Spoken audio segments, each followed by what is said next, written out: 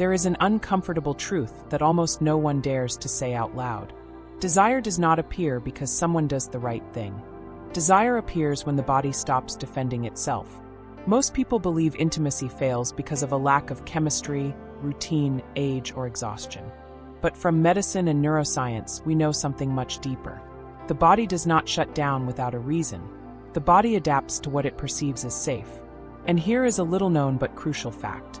More than 70% of the female sexual response is modulated by the state of the nervous system, not by direct stimulation. This means you can touch, kiss, or approach someone the right way, and still fail to create a deep experience if the body is on alert. That is why so many people feel that something never quite fits, even when there is affection, even when there is desire, even when there is shared history. The body participates, but it does not surrender. And when this happens repeatedly, a silent disconnection appears, one that is rarely spoken about. I want you to ask yourself a very simple, but very revealing question. Have you ever been with someone and felt that they were there, but not completely? That emptiness is not only emotional, it is physiological. After years of studying human behavior, sexual response, and emotional regulation, I understood something that changed everything. Desire is not forced. Desire is allowed. And it is only allowed when the body perceives coherence between what is happening outside and what is being felt inside. This is where many men get confused. They believe they must intensify, push forward, prove something, do more. But the female body, when it perceives urgency or expectation, activates adaptive mechanisms. It adjusts to comply, not to enjoy. And this needs to be said clearly. This has nothing to do with a lack of interest. It has everything to do with protection. The nervous system is constantly evaluating. Am I safe? Can I let go? Is there pressure? Do I have to respond in a certain way? If the internal answer is, I have to, the body closes doors that are not even conscious. That is why genuine desire does not arise when someone is trying to impress. It arises when someone is present, truly present, not thinking about the next step, not anticipating outcomes, not measuring performance. Presence regulates, and regulation opens the door to desire. There is a very specific medical reason why shared breathing, slow rhythm, and full attention generate much deeper responses than direct stimulation. They activate the vagus nerve, reduce cortisol, and allow the natural release of oxytocin. When this happens, the body changes. The skin responds differently. Sensitivity increases. The perception of time shifts. And most importantly, the mind stops interfering. Many women have never experienced intimacy without pressure. They have learned to respond, to adapt, to accommodate, not because they do not desire, but because they do not always feel in a space where they can surrender without consequences. And here is something almost no one says, but that is fundamental. Faking pleasure is rarely a conscious lie. It is an adaptive response. It is the body trying to close a cycle without conflict. When a man does not understand this, he repeats patterns believing they work. When he does understand it, the way he approaches intimacy changes completely, because then he stops chasing reactions and starts reading signals. How the body moves when there is no demand. How breathing changes when there is calm. How tension turns into openness when the pace slows down. Rhythm is one of the most underestimated factors in intimacy. Most people are carried away by their own level of arousal, but the female body responds better when the rhythm is guided by calm, not by urgency. A pause does not cool desire. A pause deepens it. When there are pauses, the body has time to process, to feel, to amplify. Without pause, there is stimulation. With pause, there is experience. That is why some encounters stay engraved forever. Not because they were intense, but because they were regulated. The brain stores those states as safe and desirable memories. From the neurobiology of attachment, we know that the body seeks to repeat states where it was able to relax without losing connection.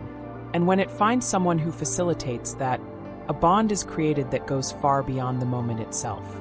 Here is something important for men to understand. True attraction is not in what you do, but in how you hold the space. Holding the moment, holding the silence, holding your presence without rushing. Masculine calm is not passivity. It is internal leadership. It is emotional safety. And it is felt even before touch. That is why many men with less technique create more memorable experiences. Not because they know more, but because they are not fighting the moment. Female desire does not respond to pressure.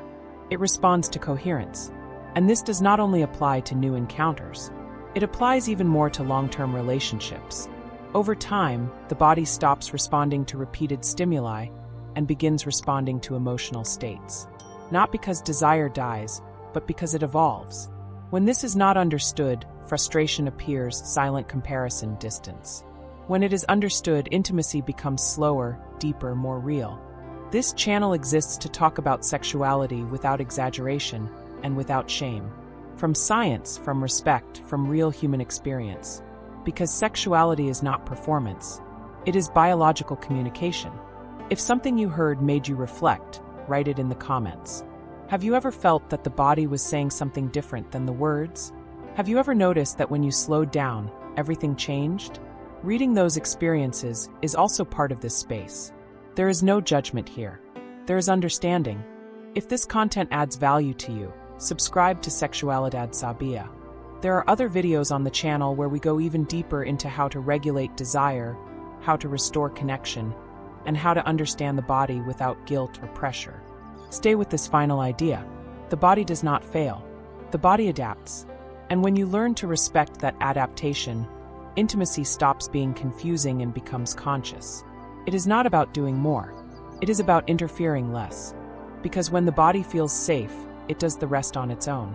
And there is something else that is almost never mentioned, yet from a physiological perspective, it is key. The body remembers. Not as a mental memory, but as an internal pattern.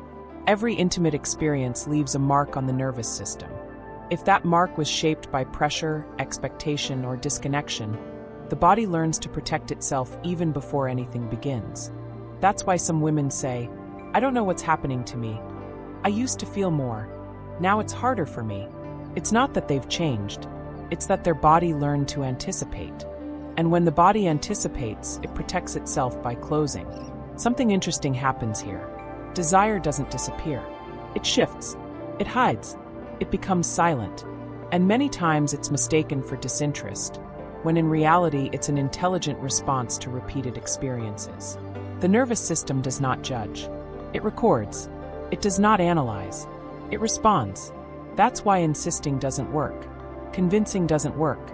Asking for more desire doesn't work. The body does not respond to logic. It responds to sensation. And here we arrive at a fundamental distinction that completely changes the way intimacy is understood. One thing is arousal. Another thing is surrender. You can provoke arousal without generating surrender. And when that happens, the encounter feels empty, even if there is intensity. Surrender appears when the body feels it does not have to defend itself, adapt itself, or live up to expectations. It appears when there is internal permission. That permission is not requested with words. It is built through small acts, almost invisible ones, through tone of voice, through the way of looking, through the way of approaching without invading. From emotional regulation, we know that the body reads intention before action. Two people can do exactly the same thing and generate completely different responses. The difference is not in the gesture, but in the internal state from which it arises. That's why calm is not boring. It is magnetic. Calm communicates control, presence, clarity. And the female body responds deeply to that. This is where many men make a silent mistake. They confuse calm with lack of desire.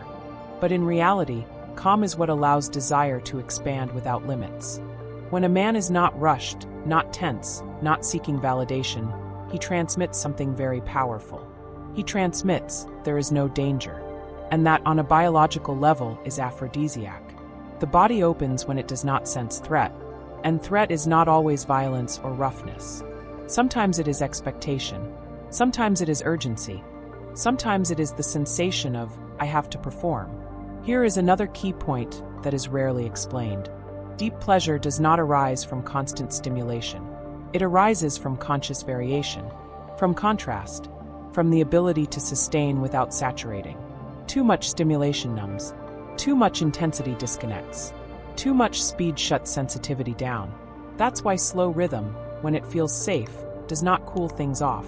It refines them. It allows each sensation to have space. It allows the body to amplify on its own. From sensory neuroscience, we know that pleasure is built in layers. It doesn't appear all at once. It accumulates, and each layer needs time to integrate. When there is no time, there is only surface. And here I want you to think about something very everyday. Have you ever felt a simple moment become intense just because there was no rush? The same thing happens in intimacy. The female body responds better when it doesn't feel there is a mandatory destination. When the encounter is not oriented toward arriving, but toward being. When the goal is removed, depth appears. Many people think that talking about this is complicating sexuality, but in reality, it is simplifying it. It is returning to the basics, to the biological, to the human.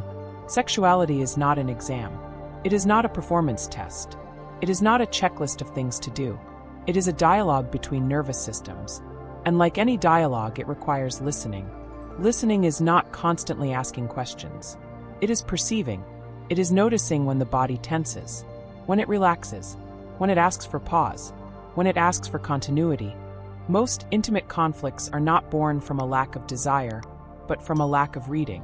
That's why some women feel more desired when they are not being touched. Because for the first time, they feel that someone is truly seeing them, not just looking for a reaction. A sustained gaze without urgency has a profound neurological impact. It activates areas of the brain related to trust and connection. This is not coincidence. It is evolution. For thousands of years, the body learned to read intention through subtle signals. And those signals are still there, even if we don't name them. These are the kinds of things that are not taught, but that completely transform the intimate experience once they are understood. That's why this channel exists.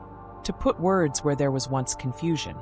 To give meaning to what many feel but don't know how to explain. If at any point in this video you felt something click, something fall into place, write it. At what moment did you recognize yourself?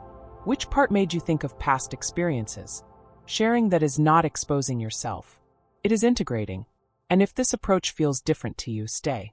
There is more content on the channel that goes even deeper into how desire works, how pleasure is regulated, and how to build intimacy without pressure. We don't talk about tricks. We talk about understanding. Stay with this as the video comes to an end. The body does not need to be pushed. It needs to be listened to. When the body feels heard, it responds with an intensity that cannot be faked. And that is where intimacy stops being something you do and becomes something you live.